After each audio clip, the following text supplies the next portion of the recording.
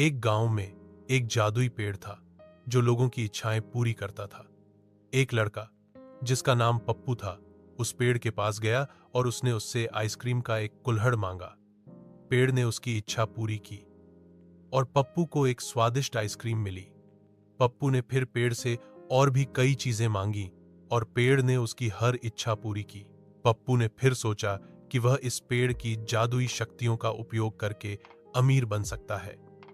उसने पेड़ से बहुत सारे पैसे मांगे और पेड़ ने उसे बहुत सारे पैसे दिए। पप्पू अमीर हो गया, लेकिन उसने कभी भी पेड़ को धन्यवाद नहीं कहा। एक दिन पप्पू ने पेड़ से एक महल मांगा। पेड़ ने उसे एक महल दिया, लेकिन इस बार पेड़ ने पप्पू को एक चेतावनी दी। पेड़ ने कहा, तुमने मुझसे बहुत कुछ मांगा है, लेकिन तुमने कभी भी मुझे धन्यवाद नहीं कहा। यदि तुम मुझे धन्यवाद नहीं दोगे तो मैं तुम्हारी सभी इच्छाओं को छीन लूंगा। पप्पू ने पेड़ की बात नहीं सुनी और उसने सोचा कि वह पेड़ से डरता नहीं है।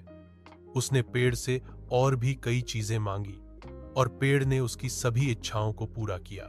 फिर एक दिन पप्पू ने पेड़ से एक सुंदर राजकुमारी मांगी।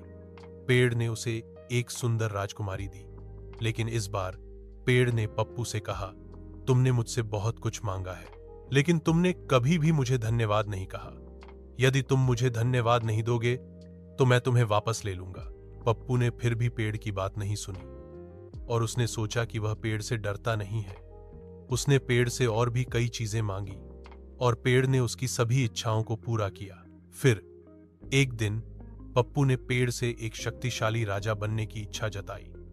पेड़ ने उसे एक शक्तिशाली राजा बना दिया, लेकिन इस बार पेड़ ने पप्पू से कहा, तुमने मुझसे बहुत कुछ मांगा है, लेकिन तुमने कभी भी मुझे धन्यवाद नहीं कहा। यदि तुम मुझे धन्यवाद नहीं दोगे तो मैं तुम्हें वापस ले लूंगा। पप्पू ने फिर भी पेड़ की बात नहीं सुनी और उसने सोचा कि वह पेड़ से डरता नहीं है। उसने पेड़ से और भी कई चीजें मांगी और पेड़ ने उसकी सभी इच्छाओं को पूरा किया। फिर एक दिन पप्पू ने पेड़ से अमर होने की इच्छा जताई। पेड़ ने उसे अमर होने का वरदान दिया, लेकिन इस बार पेड़ ने पप्पू से कहा, तुमने मुझसे बहुत कुछ मांगा है, लेकिन तुमने कभी भी मुझे धन्यवाद नहीं कहा। यदि तुम मुझे धन्यवाद नहीं दोगे तो मैं तुम्हें वापस ले लूंगा। पप्पू ने फिर भी पेड़ की बात नहीं सुनी और उसने सोचा कि वह पेड़ से डरता नहीं है।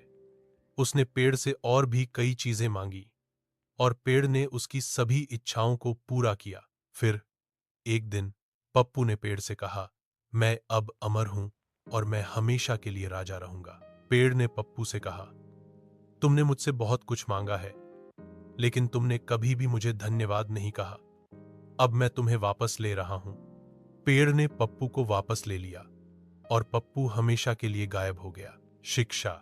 इस कहानी की शिक्षा यह है कि हमें हमेशा दूसरों के प्रति कृतज्ञ होना चाहिए, खासकर उन लोगों के प्रति जिन्होंने हमारी मदद की है। हमें दूसरों से जो भी मिलता है उसके लिए हमें हमेशा धन्यवाद कहना चाहिए, चाहे वह कितना भी छोटा क्यों ना हो। यदि हम ऐसा नहीं करते हैं तो हम अपने जीवन में बहुत कुछ खो सकते हैं।